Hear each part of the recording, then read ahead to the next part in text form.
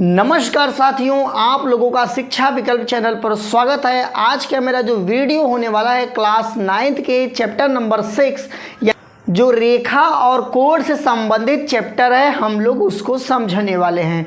उम्मीद करता हूं कि आप लोग इस वीडियो में एंड तक बने रहेंगे तो आप लोगों को काफ़ी अच्छे से समझ में आ जाएगा। इस वीडियो में आप लोग को बताया जाएगा रेखा क्या होता है, रेखाखंड क्या होता है, किरण क्या होता है, कोण क्या होता है, शीर्ष क्या होता है, भुजा क्या होता है, न्यून कोण क्या होता है, समकोण क्या होता है। तो यही सब टॉपिक पहले क्लियर करेंगे, यानी जो इस चैप्टर का फंडामेंटल है उसको हम लोग बेसिक चीज़ें समझ लेंगे, तभी प्रश्नावली में करने में आसान होगा। तो सबसे पहले देखिए यहाँ पर आएगा आपके मन में रेखा क्या होता है। तो यहाँ पर आप लोग रेखा यानी लाइन का डिफिनेशन जो होता है, जिसमें लंबाई हो चौड़ाई न हो उसे रेखा कहते हैं। और एक बात इसमें ऐड कर सकते हैं, जिसको दोनों तरफ बढ़ाया जा सके, यानी दोनों तरफ एरो का सिंबल होगा उसको रेखा कहते हैं। तो यहाँ पर जैसे एग्जाम्पल के तौर पर आपको समझाने होगा तो आप एक सीधी लाइन खींचेंगे और यहाँ पर भी एरो लगा देंगे, यहाँ पर लगा देंगे। तो देखिए इसमें लंबाई होता है, चौड़ाई होता नहीं एक तरह से, और यहाँ पर जो होगा आपका एरो लगाए हैं। एरो का मतलब होता है इसको दोनों तरफ बढ़ाया जा सकता है, इसको लाइन कहेंगे यानी रेखा कहेंगे। अब इसी का पार्ट होता है जैसे किरण होता है, किरण होता है इसमें।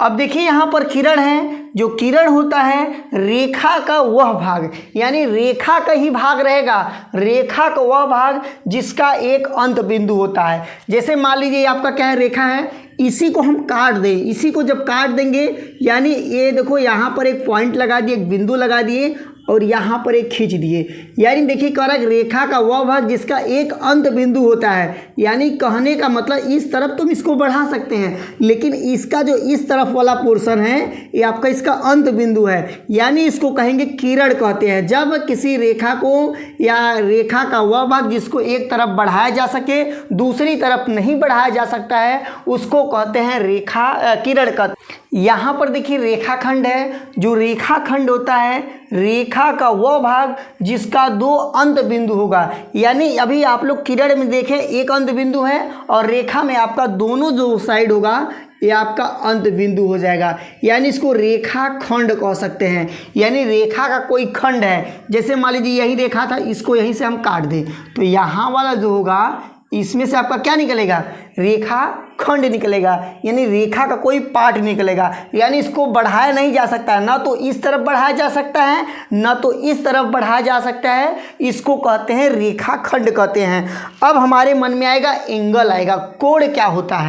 देखिए कोण क्या होता है यानी एंगल क्या होता है, जब दो किरण एक बिंदु पर मिलते हैं तो उसे कोण कहते हैं। जैसे मान लीजिए यहाँ पर एक हम किरण ऐसे खींच दिए तो यहाँ पर जो होगा देखिए एक किरण का काम करेगा, ठीक।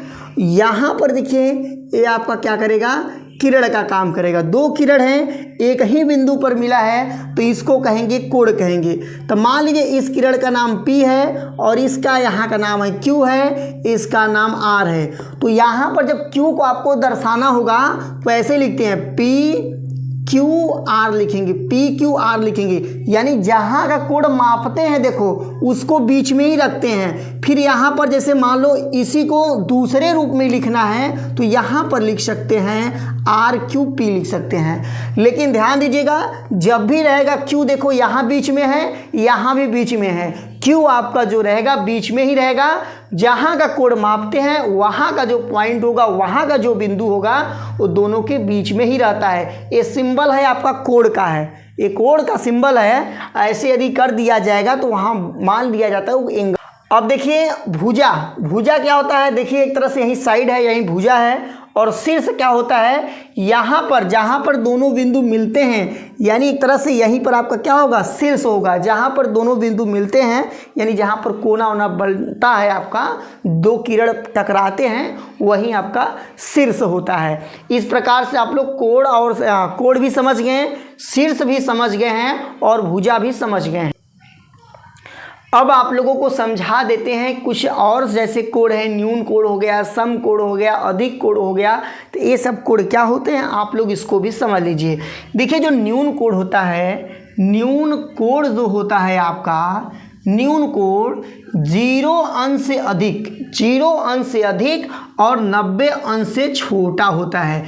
0 अंश से अधिक होगा, 90 से छोटा होगा, 0 से अधिक 90 से छोटा होगा, उसको न्यून कोण कहते हैं। अब देखिए आता है समकोण आता है, एक होता है समकोण। समकोण जो होता है जब एकदम परफेक्ट 90 अंश का जब कोण हो जाता है तो उसको कहते हैं समकोण कहते हैं। यानी जो समकोण होता है वो आपका 90 अंश का कोण होता है, यानी एक तरह से अभिलंब जो होता है आपका वो समकोण ही बनाता है, जो उसके दोनों तरफ बनेगा समकोण ही बनेगा।